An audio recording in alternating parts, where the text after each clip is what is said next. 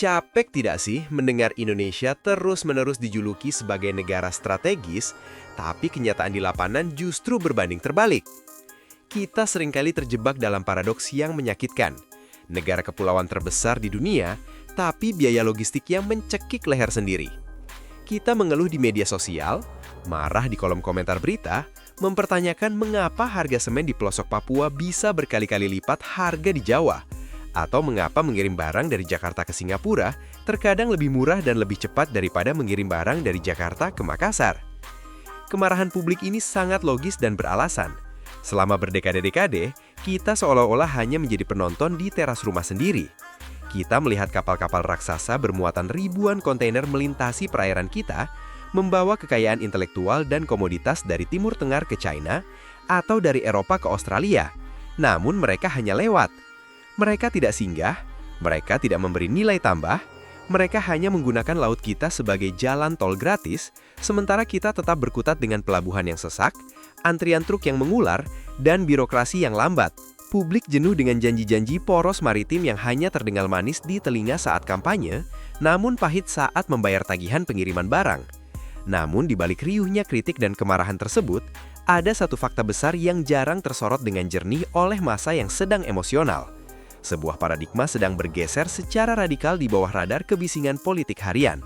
Jika kalian melihat ke pesisir utara Jawa Barat atau menengok ke ujung utara Pulau Sumatera, kalian akan menyadari bahwa Indonesia tidak lagi sekedar berencana atau berwacana.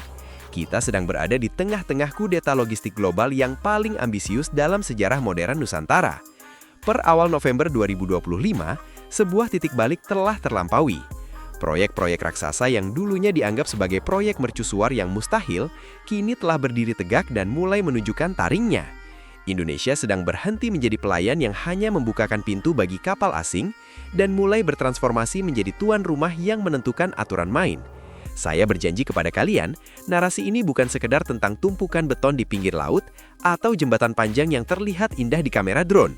Ini adalah tentang pembongkaran skema besar bagaimana Pelabuhan Patimban dan Pelabuhan Kuala Tanjung dirancang secara sistematis untuk mencekik dominasi pelabuhan-pelabuhan tetangga yang selama ini merasa tak tergoyahkan.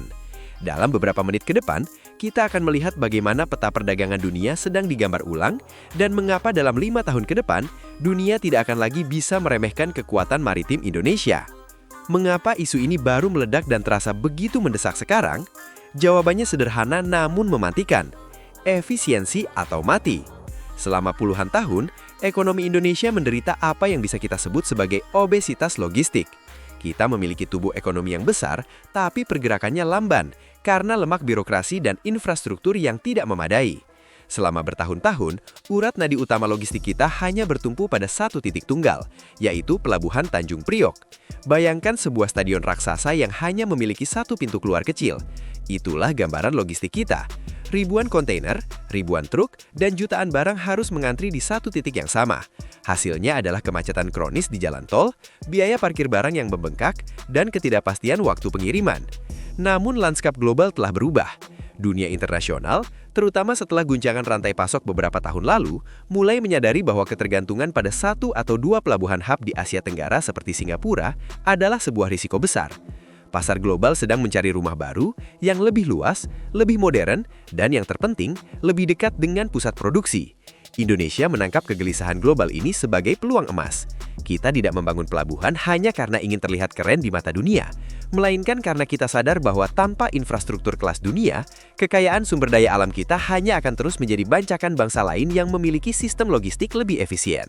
Mari kita bedah secara mendalam apa yang sedang terjadi di Jawa Barat melalui proyek Pelabuhan Patimban. Per November 2025, progres pembangunan paket 6 telah mencapai angka yang sangat signifikan, yakni 72,89%. Angka ini bukan sekedar statistik untuk laporan kementerian. Ini adalah bukti nyata bahwa pengerjaan di lapangan dilakukan dengan kecepatan yang luar biasa, bahkan ditarik lebih cepat dari jadwal kontrak aslinya. Patimban bukan dibangun untuk menjadi pesaing yang saling menjatuhkan dengan Tanjung Priok, melainkan sebagai pasangan duet yang mematikan. Dengan target kapasitas mencapai 7,5 juta TEUs, Patimban dirancang dengan spesialisasi yang tajam sebagai pusat logistik modern yang mampu menangani kapal-kapal besar pengangkut kendaraan bermotor dan produk manufaktur. Ada data tersembunyi yang jarang dibahas oleh media arus utama. Fokus Patimban pada industri otomotif adalah langkah strategis untuk mengunci posisi Indonesia sebagai hub kendaraan listrik atau EV di masa depan. Dengan menghubungkan pelabuhan ini secara langsung melalui akses tol ke kawasan industri di Bekasi, Karawang, dan Purwakarta, kita sedang memotong jalur distribusi darat yang selama ini menjadi momok bagi para eksportir. Secara matematis, efisiensi yang ditawarkan Patimban adalah sebuah kemenangan telak.